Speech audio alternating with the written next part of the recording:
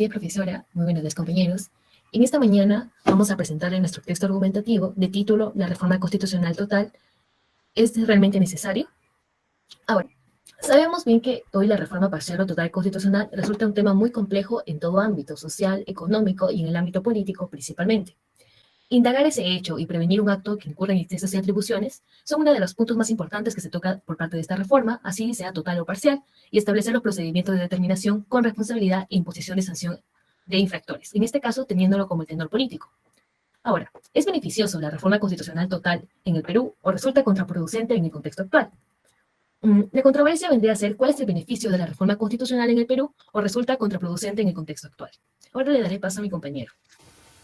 Bien, con respecto a la primera postura, la postura en contra, decimos lo siguiente, que el cambiar de manera constante de constitución impide que el pueblo internalice en sus principios, perdiéndose así el objetivo integrador que tiene una norma suprema como lo es la constitución, la cual es cohesionar a la población alrededor del núcleo duro de una cultura de libertad.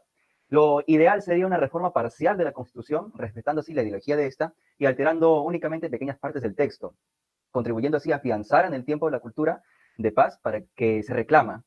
Si por el contrario se sustituye por otra concepción, no solo se corre el riesgo de producir un retroceso en nuestra economía, sino que colisionaría con una forma de comportamiento histórico democrático que se ha ido cristalizando en la sociedad peruana y empeorando así la situación actual.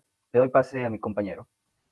Refiriéndonos a la postura B, que es a favor, podemos decir que la imperiosa necesidad de abordar una reforma constitucional que esté destinada a dotarla de un alto grado de legitimidad democrática y de una vocación integradora, que partiendo de un amplio consenso social, le permita servir de base para la constitución de un Estado democrático y social de derecho, que promueva el desarrollo personal, social, económico y cultural, respetando la diversidad, la dignidad, la libertad, la igualdad y la justicia, configurando así un Estado al servicio de los ciudadanos para que garantice el pleno disfrute de sus derechos. El propio Tribunal Constitucional cuestiona en la sentencia al caso de acción de inconstitucionalidad contra el denominado documento promulgado el 29 de diciembre de 1923 con el título de Constitución Política del Perú de 1993, manifestó su convicción en la falta de legitimidad de la Constitución al señalar que, en efecto, el proceso para elegir a los miembros del denominado Congreso Constituyente Democrático, los debates en su seno y hasta en su propio referéndum, carecieron de las libertades y garantías mínimas necesarias para dotar de legitimidad de origen a la Constitución de 1993. Le voy a dar pase a mi compañera. Personalmente considero que una reforma constitucional de manera total no sería un camino viable ni producente, viendo el contexto actual en el que nos encontramos. Terminaríamos fracturando y debilitando ya las fracturadas instituciones políticas. Más que un camino de constitución, a mi apreciación deberíamos reformar ciertos artículos ambiguos o nocivos para el pueblo. Pero antes de un cambio, ya sea total o parcial, la población debe saber para qué, por qué y cómo se redacta, cómo se hace esta modificación. Por otro lado, hay que tener en cuenta que una nueva constitución o la modificación de esta no solo no asegura la solución de nuestros problemas actuales ni garantiza una salida de la crisis institucional, económica, social y política en la que nos encontramos. Y esto lo podemos corroborar con nuestra propia historia, ya que hemos creado 12 constituciones, pero seguimos con los problemas vigentes. Debido a ello, no podemos asegurar que una nueva constitución nos traería el bienestar, porque los problemas los resuelven las personas y no los textos legales. Le doy paso a mi compañera para que pueda seguir. El primer argumento, que es en contra, tenemos la base que la Constitución de 1993 ha dejado sus 20 reformas constitucionales en diversos temas como en el ámbito tanto económico, en el ámbito de las pensiones, incluso en el ámbito sectorial laboral y la bicameralidad que se ha modificado. Estas 20 modificaciones no han sido de manera total, sino han sido una modificación parcial y ha sido a lo largo de un contexto histórico y al lado del marco adaptativo que tiene la Constitución.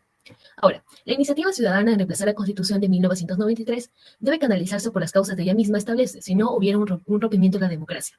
Muchos de los atributos o muchos de los conceptos alrededor que giran de la reforma constitucional es que ese es su nacimiento y ese es su origen.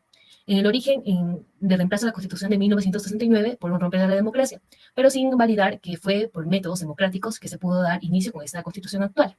Hoy en temas muy relevantes tales como definir cuándo y bajo qué reglas se elige la Asamblea Constituyente, lo cual no está correctamente enmarcado en un marco teórico, y por qué los mecanismos de esto proveerá el nuevo texto constitucional, que claro, es una entidad actualmente competente para hacerlo, pero no tiene los métodos ni las iniciativas constantes para que se pueda dar. Ahora le doy la palabra a mi compañero. Bien, con respecto al segundo argumento que presentamos en contra de la reforma constitucional, decimos lo siguiente. La política constituyente reemplaza a la política ordinaria. El recurrir a reformas de la Constitución como estrategias para jerarquizar ciertas metas o finalidades de la política ordinaria trae el inconveniente de convertir lo extraordinario en ordinario, Al tiempo, se va a perpetuar la disposición al cambio en las reglas de juego por quienes no quedaron del todo satisfechos o quedaron completamente insatisfechos. Como consecuencia, el juego de la política ordinaria no se empieza a jugar porque se renueva constantemente la voluntad refundacional. Asimismo, los procesos constituyentes tienden a la polarización social. La explicación es sencilla. Basta tener algo de conocimiento de teoría política para evidenciar que, al estar latente la posibilidad de redefinir un catálogo extenso de deberes, derechos e instituciones, muchos de los grupos implicados en estos cambios por disposición natural querrán velar por la defensa de sus propios intereses. No siempre, eso sí, de un modo pacífico. Basta ver la experiencia latinoamericana, donde en procesos constituyentes como el boliviano, incluso se documenta la muerte de ciudadanos en las manifestaciones ilegales. Doy pase a mi compañera. Bueno, continuando con el argumento a favor, tenemos que el modelo de la Constitución no se puede pretender mantenerse intacto cuando cambia el entorno. ¿Por qué? Porque consideramos a la Constitución un pacto social entre el gobierno y la ciudadanía. Y aunque este no se debe cambiar constantemente, el modelo pide que se cambie porque no se puede pretender que el código que se adhiere a un contexto específico esté intacto siempre. Si se toma como ejemplo la larga vigencia de la Constitución norteamericana y sus pocas enmiendas, es porque es desconocida u olvidada. La interpretación y las mutaciones constitucionales han afectado mucho la actualización permanente de este texto. Y la jurisprudencia de los tribunales norteamericanos es un gran ejemplo. Tenemos también la razón. No existen condiciones mínimas básicas para explicar la relación entre el contenido de las normas constitucionales y el contenido de la vida real.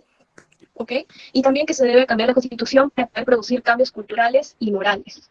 En el caso de nuestro país, que llevamos 200 años persiguiendo el ser un país democráticamente original, cosa que aún no conseguimos, porque no existen estas condiciones mínimas básicas para explicar la conexión entre el contenido de las normas constitucionales y el contenido de la vida real, porque las personas no siguen estas normas, no hay una cultura constitucional que podamos defenderla. Por lo tanto, antes que nada, necesitamos iniciar con un cambio de constitución para poder producir estos cambios culturales y morales en los ciudadanos necesarios para el país, para que haya un pacto realmente original y se sienta esta conexión y este lazo entre el gobierno y los ciudadanos. Doy pase a mi compañera. Por último, de lo anteriormente mencionado podemos darnos cuenta que no nos urge un cambio total de constitución, pues esta, a comparación de la constitución de 1979, nos ha brindado un modelo económico estable, que la nueva constitución, por lo tanto el nuevo modelo económico que exigen, no nos asegura ello, ni que nos mantendremos ni que mejoraremos en el avance económico que se dio en los últimos años. Añadiendo a esto, la adecuación de la ciudadanía a una nueva constitución nos podría traer ciertos retrasos. Es por ello que exhortamos a las personas que si hay ciertos artículos ambiguos en esa constitución, que está en manos del Tribunal Constitucional aclarar estas situaciones, el pedido de una reforma total y cambios en los modelos allí planteados no sería la vía de salida para la crisis que estamos viviendo, ni el momento propicio para establecer nuevos parámetros en vías hacia el desarrollo. Y eso sería todo por la exposición. Muchas gracias.